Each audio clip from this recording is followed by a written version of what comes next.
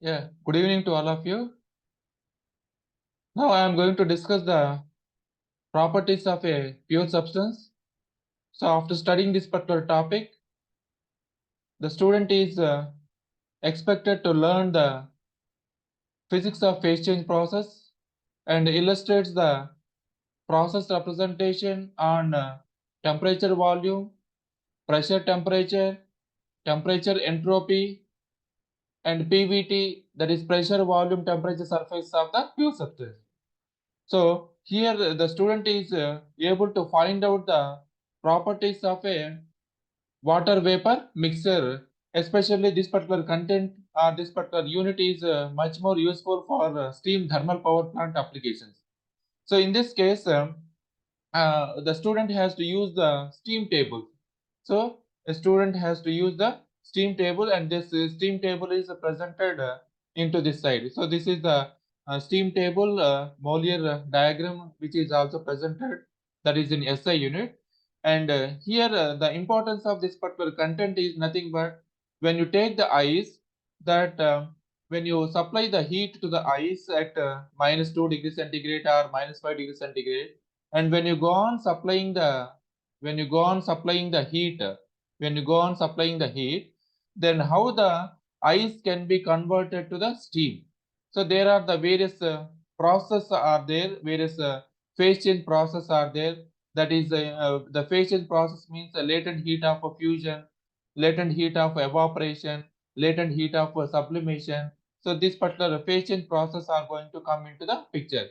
So when you go on supplying the heat, how the ice can be converted to the steam from -5 degrees centigrade to the 300 or 400 degrees centigrade.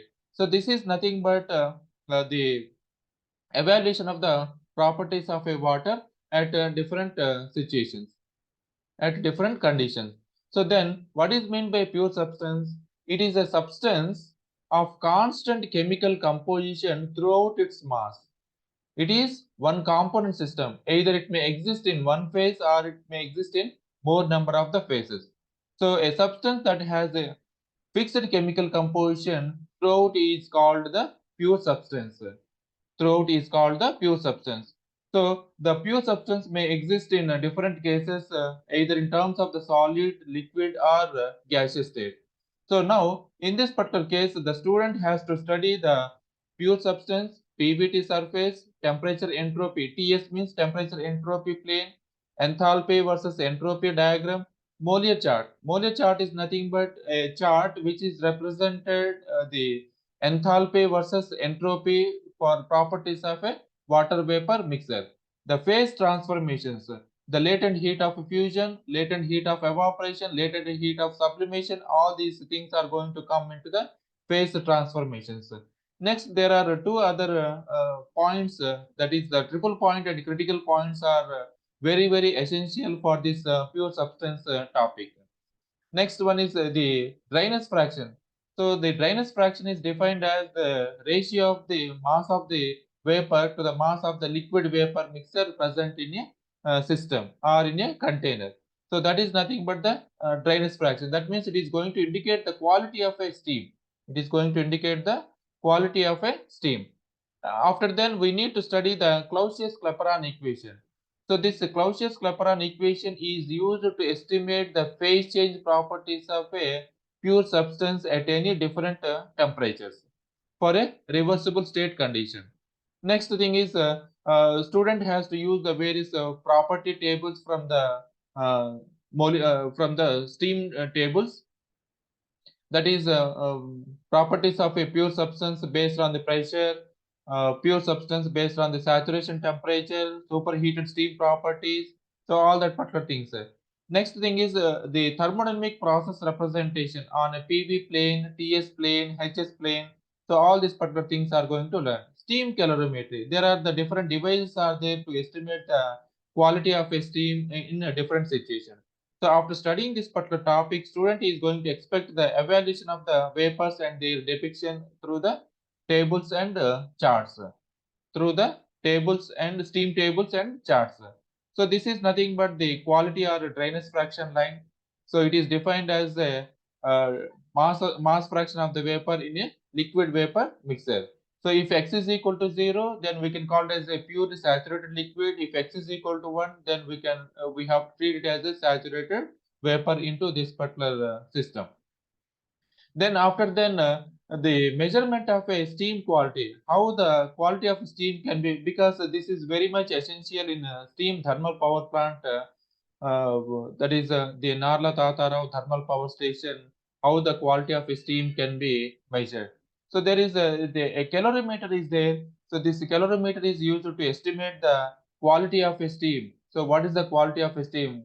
So how much water vapor or how much liquid is present in a vapor state in a container. So that particular information which a student is going to be expected. So in throttling calorimeter, a sample of a wet steam of a mass m and at a pressure P1 is taken from the steam main through a perforated sampling tube. So this is a perforated sampling tube.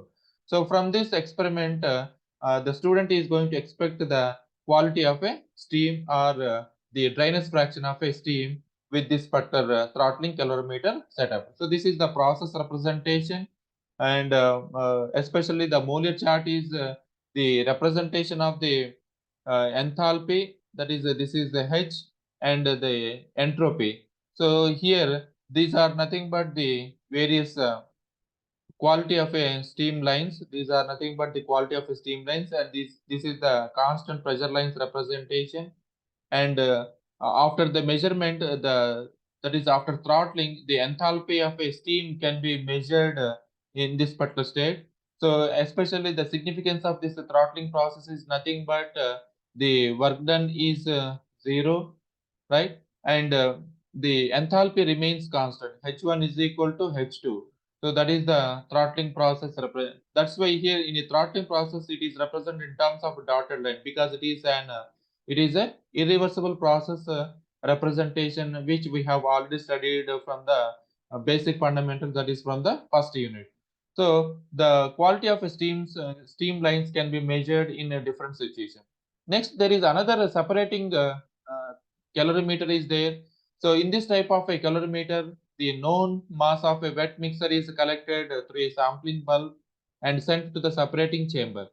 So this is the diagrammatic sketch, and from this diagrammatic sketch, how the dryness fraction can be find from this particular experimental setup. So the separate equation is there, so that is used there. Separating and throttling calorimeter, which is especially used when the mixture is extremely wet. So in that situation, the separating and throttling calorimeter is used.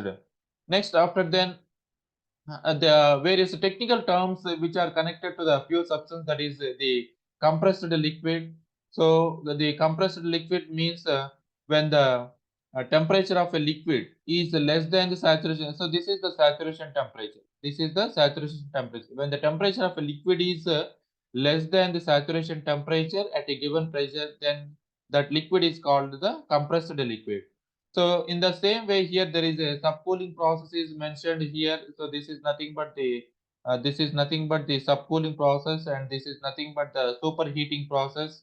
Superheating process. These are the we can call it as the degree of a superheat or a degree of a subcooling, which are very essential for making the calculation. The Clausius-Clapeyron equation here, during the phase transitions like melting, evaporation, and sublimation, this Clausius-Clapeyron equation is used to find out the or to determine the phase, that is to determine the properties of a phase change process. So in the sublimation, the temperature and pressure remains constant while the entropy and volume change.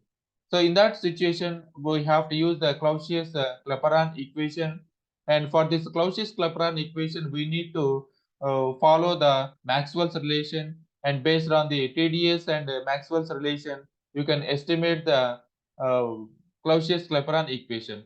So this equation, here this equation, this is nothing but the Clausius-Clapeyron equation. This equation is known as Clausius-Clapeyron equation. And the Clausius-Clapeyron equation, especially which is applied for the reversible process at constant temperature and pressure, because the phase change means which occurs at constant temperature and pressure. So the Gibbs function remains constant. Therefore, the first order term which is used here. So this equation is known as the Clausius-Clapeyron equation, where LFU is nothing but latent heat of a fusion. Latent heat of a fusion. So this is how you can find out the vaporization, evaporation, sublimation in this particular. So the pure substance which can be represented onto the pressure versus temperature, and the fusion curve. If you observe the fusion curve, this is the fusion curve for any other substance, say carbon dioxide. It is nothing but the positive slope. But the fusion curve for water, here the slope is negative. Here the slope is negative, because when you observe that in contraction, that is when the water gets contraction, what about the volume change? So that particular things you have to observe. So this is for water. Here the slope is negative, but for other substances the slope is positive. So the critical point, that a point at which the liquid is going to be flashes off into the vapor state within no time. So that is nothing but the critical point. The triple point is nothing but the temperature at which solid, liquid, and gaseous phase are going to coexist in equilibrium state condition. So that is nothing but the triple point. So all these technical terms are very essential for the pure substance topic. That is nothing but the properties of a pure substance. So the Clapeyron's equation can also be used to estimate approximately the vapor pressure of a liquid at any arbitrary temperature in conjunction with a relation for the latent heat of substance. So there are various relations are there. A student has to go through the various relations for the Clausius-Clapeyron equation, and the various thermodynamic process representation onto the PV plane, TS plane, HS plane for the constant pressure, constant volume, isothermal, polytropic, adiabatic process. So these are the various process representation. So the steam calorimetry means finding the quality of a steam. Say suppose sometimes the steam is very wet and the pressure after throttling is not low enough to take the steam to be superheated region. Then in that situation, you have to use the combined separating and throttling calorimeter to find out the measurement of the quality of a steam. The quality of a wet steam can also be measured by electric calorimeter. So this is the significance of these properties of a pure substance. Thank you one and all.